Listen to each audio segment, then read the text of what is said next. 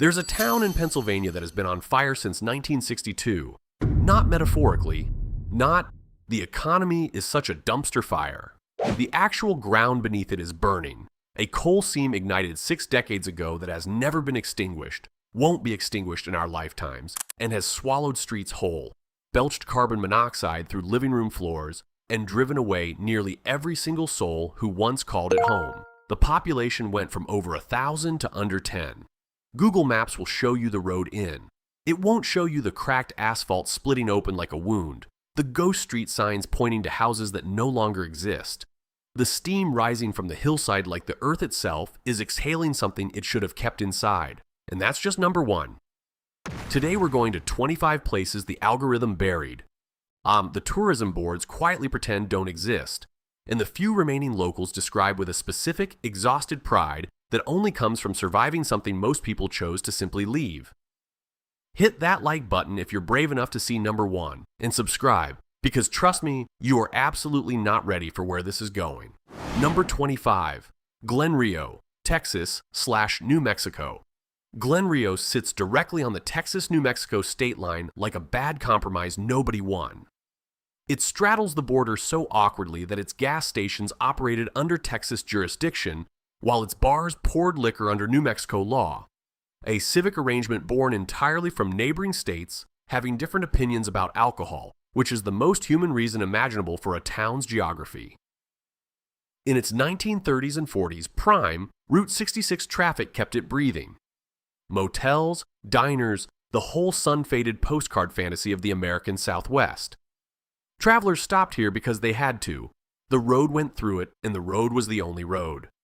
Then Interstate 40 opened in 1975. Engineers drew the new alignment and Glenrio wasn't on it. Not rerouted around it, not bypassed with a feeder road, just excluded. And the highway moved and took the 20th century with it. Today a dozen structures remain, most of them standing in the gorgeous, specific way that standing means losing a slow argument with gravity. The Little Juarez Diner sign is still there. The neon is long gone. Route 66 enthusiasts on forums describe pulling off the interstate, walking to Glenrio and hearing nothing at all, not even wind, like the silence has developed actual physical mass. The state line still bisects the ruins. The argument about whose problem this place is has never been formally resolved, which somehow feels appropriate for a town that was always half one thing and half another. Number 24, Moonshine, Illinois. You cannot make up a name like Moonshine, Illinois, which is convenient because nobody did. This small Richland County settlement in the southern part of the state allegedly earned its name from the illegal distilling operations that kept it lively and locally infamous throughout the 19th century. By several historical accounts, the residents were aggressively entrepreneurial about corn. What's left today is a church, a scattering of homesteads, and a roadside historical marker that strangers photograph almost exclusively because of the name. The sign generates more annual visitors than any event the town has hosted in living memory. People pull over, frame the shot, post it, keep driving. A 2-second stop to prove the place exists. The surrounding Richland County farmland is beautiful in the flat, an unforgiving way that Illinois prairie is always beautiful, which is to say it's either transcendent at golden hour or it makes you feel like you're standing on a cutting board with no edges to fall off. There's no geographical middle ground, and there's no emotional one either. Moonshine never officially incorporated, which means it doesn't officially exist on any municipal registry, which means Google Maps can't technically abandon a place that was never formally on its books. The Moonshine itself ran dry decades before anyone thought to mourn it. What remains is a name on a sign and the faint historical suggestion that the people here were, at minimum, interesting. Number 23, Cisco, Utah. Cisco sits just off Interstate 70 in the Red Rock expanse of eastern Utah, which means thousands of people blow past it every year doing 80 miles an hour without a second glance. Which is almost criminal because Cisco looks precisely like a film set for a Western that got canceled midway through production. Props still out, nobody cleaned up, the director just never came back. The town peaked in the 1920s as a railroad water stop and briefly a node of the regional oil boom. When both the railroad rerouted and the oil dried up, Cisco's population didn't gradually thin. It evaporated. The exit on I-70 still bears the name. The name is, at this point, doing most of the heavy lifting. What remains? Collapsed stone buildings, rusted fuel tanks, a few trailers in various stages of structural surrender, one in the kind of Canyonlands backdrop that makes abandonment look almost intentional. As if someone sat down with a production designer and said, "I want ruin, but I want it to look chosen." A woman named Eileen bought property there in the early 2000s and attempted to launch an artist residency community. Local Reddit threads describe it as that weird Cisco art thing, with the fond bewilderment Utahns reserve for outside ideas that arrive sincere and leave confused. The art installations are still there. The buildings around them are still collapsing. The Colorado River Canyon glows behind it all, indifferent and magnificent. Both things are simultaneously true, which is very Utah. Number 22, Drawbridge, California. Here are the terms of entry for Drawbridge, California. No road leads there. No parking lot waits. The town sits on an island in the tidal marshes of San Francisco Bay, accessible only via the Southern Pacific Rail Line, and the Southern Pacific stopped caring about Drawbridge sometime around when your grandparents were in grade school. It began as a hunting and fishing retreat in the early 1900s, capitalizing on the bay's then abundant wildlife. At its peak, 90 structures stood on this island, and weekend crowds arrived by train to fish, hunt, and generally enjoy the particular pleasure of being somewhere that required actual effort to reach. Then the bay's water quality declined enough to drive the fish away. Hunting regulations tightened. The marsh, given any reduction in human pressure, it began reclaiming what it considered to have always been its own. Buildings sank. Floors rotted through. The island tilted, slowly, as if trying to shrug the structures off its back. The Don Edwards San Francisco Bay National Wildlife Refuge encompasses the site now. Rangers actively discourage visits. The remaining structures are dangerous, partially submerged, genuinely inaccessible. What Drawbridge communicates, from the train window, which is the only way you're seeing it, is something about nature's patience. The marsh waited. It was not in a hurry. It is still not in a hurry. Eventually, everything Drawbridge built will be below the waterline, and the birds will nest in the pilings, and the bay will have forgotten the whole thing. Number 21, Frisco, Utah. The Frisco Peak area of western Utah contains one of the most quietly spectacular ghost town scenes in the American West, and virtually nobody talks about it because Utah's scenery is so relentlessly extraordinary that even its abandoned industrial ruins must compete with national parks for attention. Frisco has to elbow past Zion and Arches just to get mentioned. The town exploded in the 1870s on silver mining money. At its absolute height, 6,000 residents, 23 operating saloons, which works out to roughly one saloon for every 260 people, a per capita ratio that several modern American cities should genuinely consider as civic infrastructure. Then, in 1885, the Horn Silver Mine's underground timber supports failed in a catastrophic collapse. Dozens died. Operations ceased overnight. When the town didn't wind down, it stopped mid-sentence, mid-glass. What survives most iconically are the beehive kilns, 19 circular stone smelting furnaces arranged in a deliberate line across the high desert floor. Each stands roughly 10 feet tall, perfectly intact, built from local stone without mortar in a technique that has held for 140 years. In the flat Utah light, especially at dusk when shadows pool in the openings, they don't read as industrial equipment. They read as something built for ceremony. The Bureau of Land Management maintains the site with the quiet pride of an agency that knows it has something extraordinary and is mildly concerned you'll try to climb it. Number 20, Doodletown, New York. You would not expect to find a ghost town 40 miles from Manhattan. You'd expect traffic and condos and a juice bar named something aspirational. Doodletown, tucked inside Bear Mountain State Park in the Hudson Valley, exists anyway in cheerful defiance of metropolitan logic. The settlement dates to the 1700s. Families farmed and lived along these wooded ridges for 2 full centuries before New York State began acquiring the land for park expansion, a process that ran from the 1960s through the 80s and involved the kind of patient institutional pressure that governments have refined into an art form. Residents were offered buyouts, most accepted, some held on. By 1965, the last families departed. What hikers discover today is genuinely strange: stone foundation outlines. On old roadbeds softened by decades of leaf fall, cellar holes that surprise you mid-trail, and fruit trees, apple trees, still producing, from orchards nobody planted in over half a century. The trees bloom in spring. They fruit in fall. They've been doing this since before most visitors' grandparents were born, with no one home to eat the harvest.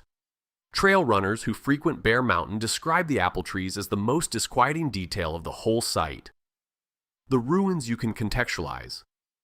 The persistent, indifferent productivity of an orchard that doesn't know it's supposed to be a ghost, that's the thing that follows you home.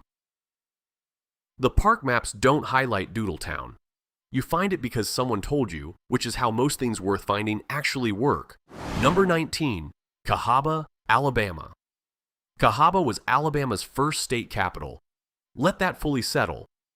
The seat of government of an entire American state, the place where a new legislature gathered, where power convened, where the project of statehood planted its institutional flag, is now a field. A beautiful field, in fairness, threaded with old oak trees and ghost foundations and the bones of a street grid that once organized actual civic life. But a field nonetheless. The problem was always water. The Alabama River flooded Cahaba with the seasonal enthusiasm of a river that has never once cared about human planning.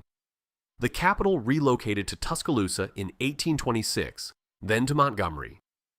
Cahaba persisted as a river port town for decades, growing, functioning, enduring, before the Civil War, compounding floods. Ales and the arrival of railroad infrastructure in nearby Selma conspired to drain it of residents over the following decades. By 1900, it was functionally empty. By 1910, the census barely registered a number. The Cahaba River National Wildlife Refuge now protects what remains. Archaeological surveys have mapped the original street grid beneath the undergrowth. Interpretive signs tell the story in the measured, slightly apologetic tones that historical markers use when the history is genuinely embarrassing. The Spanish moss hangs from the oaks. The river hyacinth blooms in the shallows. The Alabama River runs past it all, unhurried and unapologetic.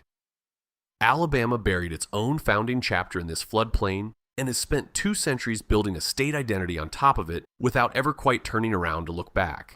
Number 18, Thurmond, West Virginia. Thurmond, West Virginia has a current population of 5. The 2020 federal census counted them individually, which must have felt either deeply intimate or mildly intrusive, depending on which of the 5 you were. At its coal boom peak around 1910, Thurmond processed more rail freight than Cincinnati, Ohio. Cincinnati. That sentence was printed in newspapers and said aloud by proud people. It was not hyperbole. The Chesapeake and Ohio Railway built Thurmond into significance, and the C&O's slow contraction unmade it with equal efficiency. By the 1950s, the coal was thinning, the railroad was automating, and the population was performing the kind of math that ends with a U-Haul. The New River Gorge, now a national park, the most recently designated in the United States, absorbed Thurmond into its boundaries, which means those 5 residents technically live inside a unit of the national park system. Their commute to the outside world, across a bridge over one of the most scenic river gorges in Appalachia, might be the most visually dramatic daily commute in America. Amtrak's Cardinal route stops at Thurmond 3 times per week. Virtually nobody boards. Virtually nobody disembarks. The train stops anyway because the schedule says it stops, and the schedule doesn't know about the demographics. Thurmond has better passenger rail service than most American cities with populations above 50,000. The 5 residents are aware of this.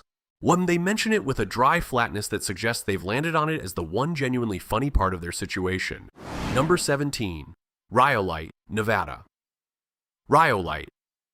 Nevada peaked in 1907 and then collapsed so violently and so fast that early economic historians used it as a case study in boom-bust cycles, the way medical schools use cadavers, as something that had to stop working in order to become useful.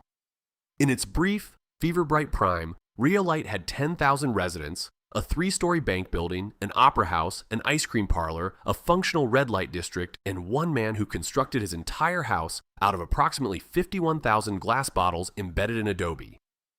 This last detail is not a metaphor. He used actual bottles.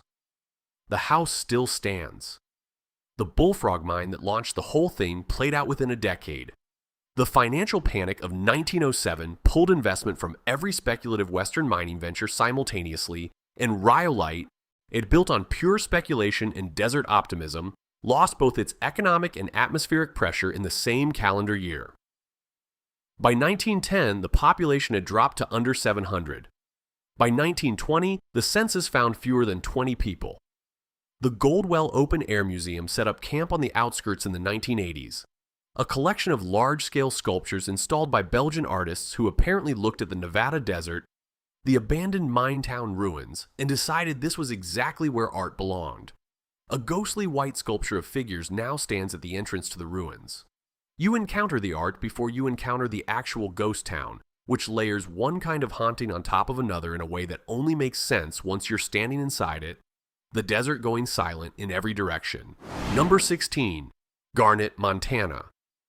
Picture a Montana winter, not the calendar cover version with pristine powder and a lone elk silhouetted at golden hour. The real version. Minus 40 degrees Fahrenheit. 3 feet of snow in a single week.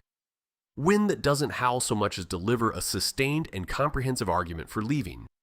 Now place a silver mining town at 6,000 feet of elevation in those conditions. Populate it with 1,000 people who have decided that silver is worth all of this, and watch what happens over the following century. Garnet was established in the 1860s and reached its productive peak around the turn of the 20th century. It burned to the ground in 1912 in a fire that destroyed most of the original structures and was rebuilt because the silver was still there and the people were still committed. It burned again in 1934, and this time the silver was gone and the commitment had expired. 30 structures survive today, enough to make Garnet one of Montana's most intact ghost towns, maintained jointly by the Bureau of Land Management and a preservation volunteer group that cares for the place with a devotion the weather has never stopped trying to discourage. Visitors consistently describe the same quality to Garnet's silence, a specific acoustic weight that makes people lower their voices even outdoors, as if the remaining cabins are sleeping lightly and they don't want to be the ones to disturb them. Montana has that effect in general. Garnet has it concentrated. Number 15. Holt, California. Holt, California does not haunt you with dramatic ruins or cinematic decay. It haunts you with its absence, and the unsettling part is how invisible that absence is.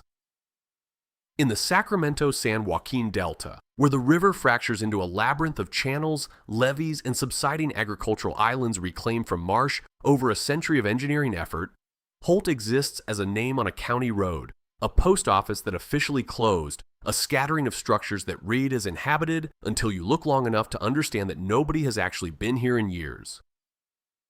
Founded in the early 1900s on asparagus farming and delta agriculture, Holt declined as farm consolidation made small rural communities economically irrelevant, a process that happened quietly, without announcements, one family at a time. And the Delta itself is one of California's most stressed landscapes. Saltwater intrusion from the bay advancing inland, peat islands subsiding below sea level, levee infrastructure aging past its designed lifespan. Living here was always a negotiation with water. Eventually, the water stopped negotiating. What Holt represents is something the San Joaquin Valley doesn't particularly want to say out loud. That California's agricultural economy has been quietly erasing its small communities for decades, and the process is so gradual and so geographically dispersed that there's no single dramatic moment to photograph, no one catastrophe to mourn. There's just a road name on a map, a closed post office, and land that grows crops where a town used to stand. Number 14. Bombay Beach, California. Bombay Beach sits on the eastern shore of the Salton Sea, which means it occupies the precise intersection of ecological catastrophe, California weirdness, and a particular kind of apocalyptic beauty that produces documentary filmmakers, fine art photographers, and people who cannot fully explain why they moved there but are also not leaving. The Salton Sea itself was an accident, an irrigation canal breach in 1905 that flooded a desert basin below sea level for 2 straight years, creating California's largest lake through sheer engineering failure. For decades, it was a genuine resort destination, speedboat races, waterfront motels, weekend crowds from Los Angeles.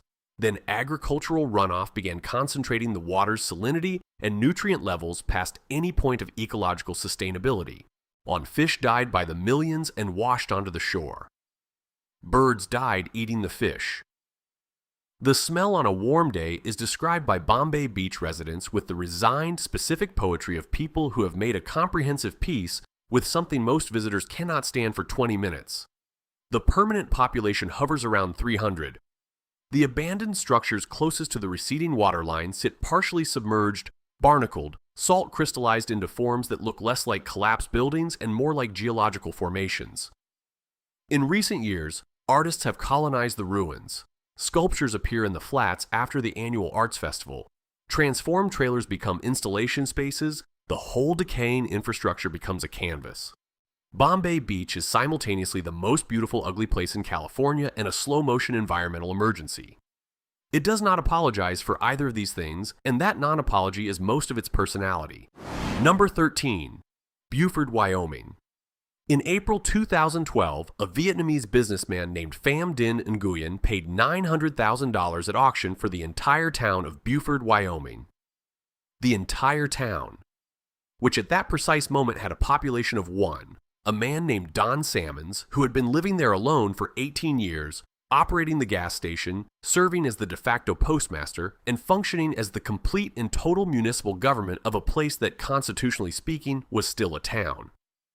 Buford was founded in 1866 as a construction camp for the Transcontinental Railroad, sitting at over 8,000 feet in the Laramie Mountains, the highest point on the Union Pacific Line. During the railroad construction boom, it held as many as 2,000 residents, a military garrison, and all the infrastructure of a genuine Western settlement. And then the construction moved west, and the population followed it, and Buford spent the next 150 years slowly becoming one man in a gas station. Don sold, took his price, and relocated to Montana. Nguyen renamed the acquisition Phin Deli Town Buford, and established it as the American headquarters of a Vietnamese coffee brand, which is either a stroke of marketing brilliance or a deeply heartfelt misunderstanding of Wyoming's coffee culture, possibly both simultaneously. The gas station still operates. The zip code 82052 remains one of the least populated in the United States. The entire story is so specifically, almost aggressively American, that any novelist who tried to invent it would be told to make it more believable. Number 12. Ruby, Arizona. Ruby, Arizona sits in the Santa Cruz Highlands in the remote southwestern corner of the state, close enough to the Mexican border that its early 20th century history is inseparable from the political instability of post-revolutionary Mexico and the specific violence that instability sent across poorly monitored borderlands. Between 1920 and 1921, 2 separate bandit raids on the local store and post office killed 4 people, the postmaster and his wife in one attack, 2 store employees in another. Arizona newspapers covered the incidents with the frank, unsentimentalized bluntness that the era's regional journalism reserved for frontier violence. The perpetrators were eventually caught. The town kept mining. The ore, primarily lead, zinc, and silver, sustained Ruby through the 1930s before the mine shut down in 1941. The town was vacated quickly enough that its structural integrity was remarkably preserved. Schoolhouse, jail, an assay office, company housing, processing infrastructure. The current private owners operate Ruby as a managed historic site, requiring advance contact for visits, which is exactly why it appears on almost no travel listicle, no algorithmic recommendation engine, no curated road trip guide. You have to specifically want to go to Ruby. You have to make a phone call. The effort is repaid. Ruby is one of the most complete ghost town environments in the American Southwest, with enough surviving context to feel less like ruins and more like a set pause. There's also a lake formed in the old mine workings that has, over the decades, become genuinely excellent for bird watching. The birds are unbothered by the history. Birds always are. Number 11. Gilman, Colorado. Gilman, Colorado clings to a cliff above the Eagle River Valley with the kind of dramatic alpine positioning that, under any other circumstances, would command some of the most valuable real estate in the Mountain West. The views are extraordinary. The architecture, wood frame company housing, industrial processing structures, a water tower still standing against the spruce line, is distinctly picturesque in its ruin. And the whole thing is behind a chain-link fence because the EPA declared it a Superfund site in 1984, and the residents were evacuated and have not been permitted to return. The mine operated from the 1880s through 1984, pulling zinc, silver, and other metals from the mountain under the ownership of a succession of mining companies that, collectively, left behind a contamination profile thorough enough that remediation studies concluded the cost of cleanup would exceed any realistic benefit calculation. The soil is compromised. The groundwater is compromised. The Eagle River downstream received decades of acid mine drainage. The people were told to leave and they left, and the fence went up, and that was essentially that. Here is the specific cruelty that makes Gilman unforgettable. Vail Ski Resort is directly visible across the valley. From the fence, the actual chain-link perimeter, you can look at one of the most expensive, most exclusive ski destinations in the United States. Gilman's cliffside homes, transplanted to any other Colorado mountain location, would list on real estate platforms at prices that would make you briefly reconsider your life choices. And in this location, they sit behind wire, staring at the gondola, inaccessible and unsellable, like a man watching a party through a window that has been welded shut. The fence has been there for 40 years. The gondola still runs every winter morning. Number 10. Cairo, Illinois. Cairo, Illinois, pronounced Cairo by everyone who lives there or has ever lived there, and don't let anyone tell you otherwise, sits at the exact confluence of the Ohio and Mississippi rivers, which sounds like geographical destiny and has functioned, in practice, more like an elaborate geographical trap. Strategically positioned, economically devastated, historically significant in ways that the history books have not always been honest about, Cairo is the kind of place that makes you feel the specific weight of American failure when you stand in it. During the Civil War, it was a critical Union military and supply hub. Grant staged operations from here. During the Great Migration North, and it was a flashpoint for racial violence and economic discrimination that were neither exceptional for the era nor adequately documented by it. The flooding, the Ohio and Mississippi converging is pretty until the spring melt, and then it is not pretty, removed residents decade by decade. The 2020 census found under 1,500 people, down from nearly 15,000 in 1920. Entire blocks of genuinely beautiful Victorian commercial architecture stand empty now, windows removed, facades peeling, cornices falling in slow sections, the whole downtown carrying the particular dignity of something that was once sincerely grand and cannot pretend otherwise. There are revival efforts in Cairo. There are always revival efforts in places like Cairo because the position is real and the bones are real and someone always arrives with a plan.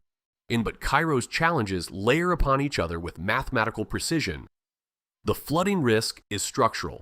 The economic isolation is structural. The population loss feeds on itself. The rivers that made it strategic will keep rising. That has not changed. Number 9. Kennecott, Alaska. Getting to Kennecott, Alaska requires the following. Fly to Anchorage, drive, or fly to the small town of McCarthy via a 60-mile gravel road that is exactly as corrugated and potholed as you're imagining. Cross the Kennecott River on a footbridge, and then walk or catch a van 5 miles up the valley to the mine site itself. All of this inside Raynal St. Elias National Park, the largest national park in the United States. A park so vast it contains Yellowstone several times over without noticing. You do all of this between roughly May and September, because the rest of the year the access road closes and the weather makes its position very clear. The copper mine at Kennecott was so extraordinarily productive that between its opening in 1903 and its closure in 1938, it extracted ore worth over $200 million, a figure that, adjusted for inflation, represents a number your mind will reasonably reject. To get that copper out of a remote Alaskan valley flanked by glaciers, the company built a 196-mile railroad through some of the most challenging terrain on the continent, along with processing mills, a power plant, a hospital, a school, staff housing, and every other piece of infrastructure a small city requires. When the ore ran out in 1938, they locked the buildings and walked away. No salvage, no cleanup, just locked. The Alaskan cold and the remoteness preserved everything. The National Park Service has since stabilized and restored key structures, and the mill complex, 14 stories of red-painted timber against the white of the Kennecott Glacier, is one of the most arresting industrial landscapes in North America. The glacier is retreating, the mill stands. Getting there is genuinely half of what it is. Number 8. Bodie, California. California State Parks officially describes Bodie as maintained in a state of arrested decay, which is the most precise piece of bureaucratic language in the state park system and deserves some credit for honesty. The policy means we are letting it fall apart, but deliberately, slowly, on a schedule, as a philosophy. The decay is the point.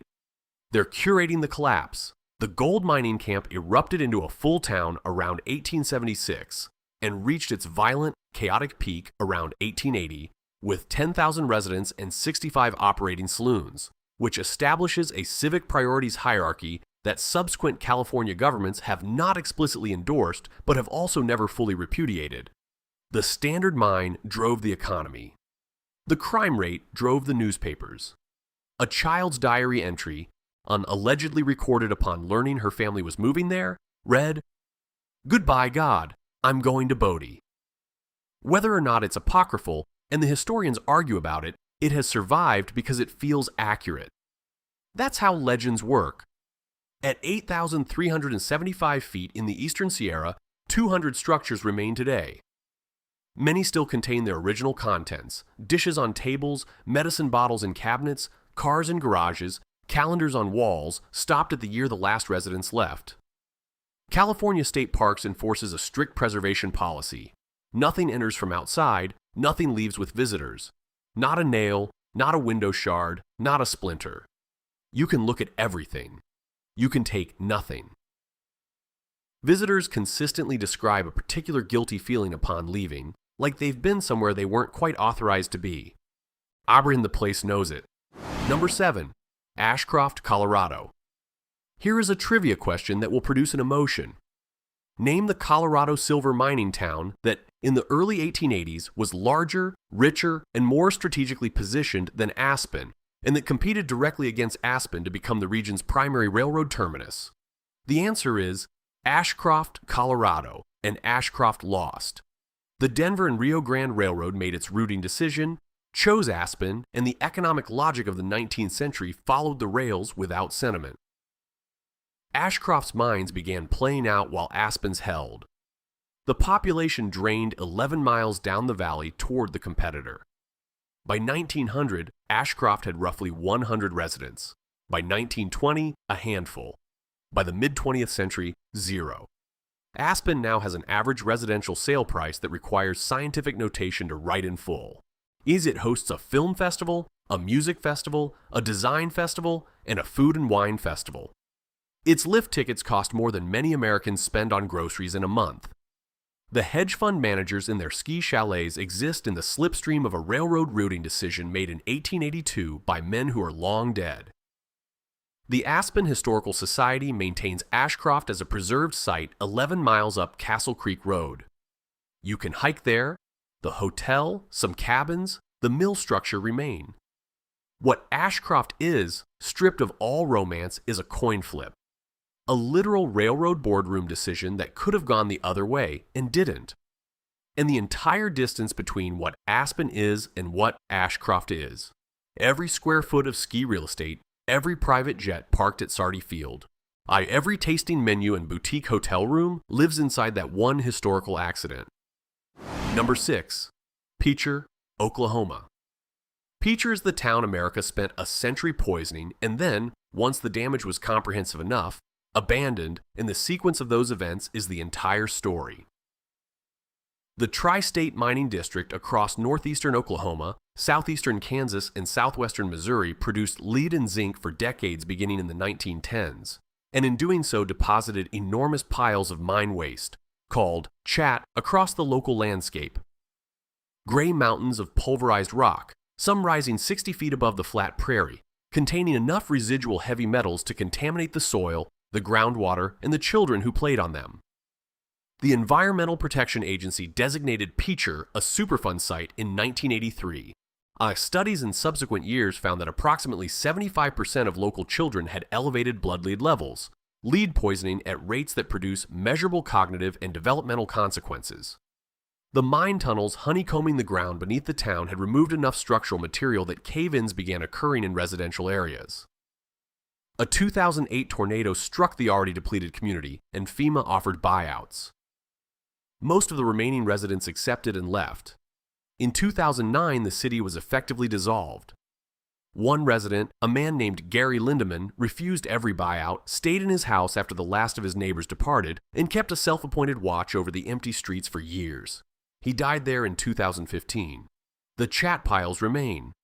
The contamination remains. Picher appears in environmental justice literature as a case study in what happens when industrial extraction, regulatory failure, and concentrated poverty occupy the same geography for long enough. The answer, Picher demonstrates, is this. Number 5. St. Elmo, Colorado. St. Elmo almost came back. That's what separates it from every other entry on this list, and that almost is where the real story lives. Because a ghost town that almost survived is a different kind of haunting than one that simply emptied. It asks a different question. Not why did they leave, but why wasn't that enough to save it? The town boomed in the 1880s in Chalk Creek Canyon in Chaffee County, supporting 2,000 residents at its silver peak with a genuine main street, a school, hotels, newspapers, the full apparatus of a functioning community. The silver market crash of 1893 began its long financial hemorrhage. Miners departed, businesses closed, the town thinned. But then a second act. During both World Wars, spiking metal prices drew miners back to Chalk Creek. The mines worked again, and people returned, and one person never left, a woman named Annabelle Stark, who with her brother ran the general store and hotel through the mid-20th century almost entirely alone, supplying the few remaining miners, maintaining the structures through decades when any rational economic analysis would have suggested otherwise. She ran St. Elmo by will. Her will was, for a time, enough. She died in 1960. After Annabelle, the town was on its own. Today, 40-plus structures survive in exceptional condition, one of Colorado's most visited and best-preserved ghost towns. But Annabelle Stark's presence in the history gives St. Elmo something most ruins cannot offer, a named human being who saw it dying and refused, for decades, to agree. She almost won. The almost is the part you carry with you when you leave. Number 4. Thurber, Texas. Thurber was a company town, and it's worth pausing on what that means before you see what happened to it. Because a company town is not merely a town where a company operates. It is a town the company owns. The housing, the stores, the church, the doctor, the school, the saloon, by permission. The company holds the deed to the ground under your children's beds. Texas Pacific Coal and Oil built Thurber in the 1880s in Erath County, and for 2 decades it was a legitimate city, the largest settlement between Fort Worth and El Paso, with up to 10,000 residents, a brick manufacturing plant, productive mines, and the distinction of being the first fully electrified city in Texas. A coal town powered by coal, which has a certain coherent poetry to it. In 1921, Texas Pacific pivoted from coal to oil. Technology had rendered underground coal mining economically redundant in a single decade of petroleum development. The company began dismantling Thurber with the same organizational efficiency it had applied to building it. Buildings were physically relocated to other company properties. Brick was salvaged and resold. Workers were transferred or released. The decision to unmake Thurber was corporate and clean and completed in roughly 15 years. They didn't abandon the town, they packed it up and shipped it somewhere more useful. What remains in Thurber today, a 128-foot smokestack rising from flat West Texas scrubland, visible from Interstate 20 for miles in either direction. A cemetery because you can't relocate the dead. A restaurant in a reconstructed building that does reasonable business on the history. Well, the smokestack stands alone in the prairie like a single vertical sentence in a language that the surrounding landscape has otherwise completely forgotten. Number 3. Grafton, Utah. Grafton, Utah would be merely another evocative Virgin River Canyon ghost town, beautiful, quiet, accessible enough for afternoon visitors, forgotten enough to feel like a discovery. If the red rock backdrop weren't so specifically, almost aggressively cinematic that Hollywood found it before most Utahns did. The bicycle scene in Butch Cassidy and the Sundance Kid was filmed here. The cliffs behind Paul Newman and Catherine Ross in that sunlit, carefree sequence are Grafton's cliffs. The land the movie borrowed is the same land that broke the people who tried to permanently settle it. The town was founded by Mormon settlers in the 1850s in Zion Canyon's lower reaches, abandoned due to flooding from the Virgin River, resettled by determined families who rebuilt, are abandoned again during the Walker War and subsequent conflicts with indigenous populations, resettled a third time after the violence subsided, and finally vacated for good around 1944 when the last families relocated north to Rockville. Grafton was occupied, abandoned, and reoccupied 3 separate times over less than a century.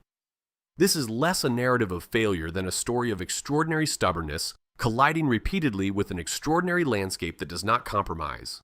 3 original structures remain: a schoolhouse, a farmhouse, a granary, maintained by a preservation nonprofit and the Bureau of Land Management. The Pioneer Cemetery sits nearby, sandstone markers worn thin by desert wind, marking graves from the 1860s, including a family killed in a Navajo raid in 1866. The names are still legible. People come specifically to read them. Grafton is the most beautiful place in Utah that looks, if you stand still long enough in it, like grief. Number 2. Goldfield, Nevada.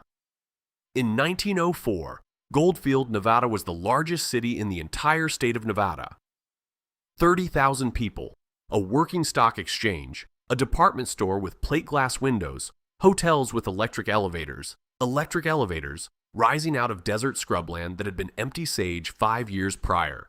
The Goldfield Hotel, which opened in 1908, cost $300,000 to construct, a figure that represented genuine luxury by any contemporary standard, and was credibly described as the finest hotel between Denver and San Francisco. George Wingfield, who arrived broke and left as Nevada's most powerful financier, made his entire fortune in Goldfield in under a decade. The gold did what gold always does eventually. It ran out. The floods of 1913 damaged significant infrastructure. A catastrophic fire in 1923 destroyed the commercial district. The labor conflict, one of the most significant early confrontations between organized mine workers and Pinkerton strikebreakers in Western labor history, left scars in the community's social fabric that outlasted the mine itself. By 1920, the population had collapsed from 30,000 to 4,000. By mid-century, hundreds. The trajectory was clear and it did not reverse. Roughly 300 people call Goldfield home today. The Goldfield Hotel stands vacant, has stood vacant for decades, and has accumulated enough ghost lore to sustain a small paranormal tourism industry, which is essentially what Nevada does with history it doesn't know what else to do with. The county courthouse still operates. Goldfield remains the seat of Esmeralda County. There's a gas station, a small diner, the structural remnants of an extraordinary moment in Western American history. Goldfield doesn't perform its decline. It simply persists, with the specific dignity of something that was genuinely extraordinary and declined to pretend otherwise when the extraordinary part ended. Number 1. Centralia, Pennsylvania. The fire started most likely on May 27, 1962, when a trash fire ignited in a former strip mine pit that the borough had been using as a landfill. The flames found an exposed vein of anthracite coal. That was 63 years ago. The fire has not gone out. It will not go out in your lifetime. There are geological assessments suggesting it could burn for another 250 years. Centralia, Pennsylvania is on fire right now. As you watch this, as you read this, the ground beneath what was once a thriving Columbia County borough is burning at temperatures that can reach 1,000 degrees Fahrenheit in underground chambers that nobody can access and nobody can extinguish. This is not a metaphor about economic decline or political neglect, although Centralia has plenty of both. And this is literal combustion, underground, continuous, expanding outward through the mammoth coal seam that runs beneath the town at a rate that has never been stopped by any of the remediation attempts. And there were several, including a $42 million federal effort in the 1980s that made no appreciable difference to a fire burning several hundred feet below the surface in a seam too extensive to suffocate. In 1981, a 12-year-old boy named Todd Domboski was walking across his grandmother's backyard, a yard he had walked across hundreds of times, and the earth opened beneath him. a sinkhole dropping into a superheated, carbon monoxide-filled void. He grabbed a tree root, his cousin pulled him out. After that, carbon monoxide monitoring in Centralia homes began producing numbers that should have ended the conversation immediately. And they did not end the conversation immediately. They produced studies, then government hearings, then buyout offers, then legal battles, then the Pennsylvania governor's condemnation of all remaining properties in 1992, then the revocation of the zip code 17927 in 2002. Most residents accepted buyouts and left. Most, but not all. A small group, currently somewhere between 5 and 10 people depending on the year, refused and fought the condemnation in court and won a legal settlement allowing them to remain in their homes until they die, after which the properties revert to the Commonwealth of Pennsylvania. They live in a condemned town above burning ground, which they have chosen with full knowledge of what it is. Their position is not ignorance, it is a specific, defiant form of grief that looks, from the outside, like stubbornness, and is from the inside something considerably more complicated. Route 61 through Centralia, the main road through town, was closed in 1994 because the asphalt was cracking and buckling over the burning seam beneath it. The abandoned stretch of highway has become, in the decades since, a pilgrimage site. Visitors come from across the country and spray paint the fractured road surface, names, dates, messages, drawings, until the state covers it over with fresh pavement and then visitors spray paint it again. The road has been repainted and recovered and repainted in a cycle that has been running for 30 years. Steam still vents from cracks in the hillside above. The former street grid is visible from aerial photographs as a pattern of absent foundations in what is now mostly scrubland. Google Maps will show you Centralia. It will show you the roads leading in, the memorial park at the edge of town, the church that still holds services, the cemetery where the dead are buried in the same burning ground the living departed. What it won't show you, what no map shows you, is what it sounds like to stand on Byberry Mountain Road at dusk in November, with the cold coming down from the ridgeline and the steam coming up from the earth, and understand that you are standing above a fire that has been burning since your parents were children and will be burning when your grandchildren are old. The town is gone. The fire is not gone. The fire has never once considered being gone. Some places don't haunt because they're abandoned. They haunt because they burned, and burning, as Centralia has spent 63 years demonstrating, takes a very, very long time. 25 towns, some erased by nature, floods, glaciers, desert heat that simply outlasted human patience. Some dismantled by economic logic so clean and final it left nothing behind but a smokestack and a cemetery. Some lost a coin flip, a railroad routing decision, a mining company's pivot to something more profitable. And the coin flip is the hardest one to sit with because there's no villain in a coin flip. There's just the unbearable arbitrariness of which side faced up. What I can't stop thinking about are the people who stayed. Don Salmons in Buford, running a gas station for 18 years alone at 8,000 feet. Annabelle Stark keeping St. Elmo alive on willpower and stubbornness through the middle of the 20th century. The 5 residents of Thurmond, West Virginia, on living inside a national park with Amtrak service nobody uses. The handful of people still in Centralia above a fire that is older than most of their children that will outlive everyone watching this video. That stubbornness isn't denial. It's the refusal to let a place die completely as long as one person with a reason to stay is still breathing. These places were real. People loved them, buried their dead in them, built lives in them that felt permanent because all lives feel permanent from the inside. The steam on the Centralia hillside isn't just geology. It's 60 years of history that hasn't finished burning yet. Drop a comment with the town that got you. Like this video if you stayed till number 1. But subscribe, because the next video goes somewhere that even the most seasoned cartographers marked with the old warning, "Here be dragons." You're not ready. Subscribe anyway.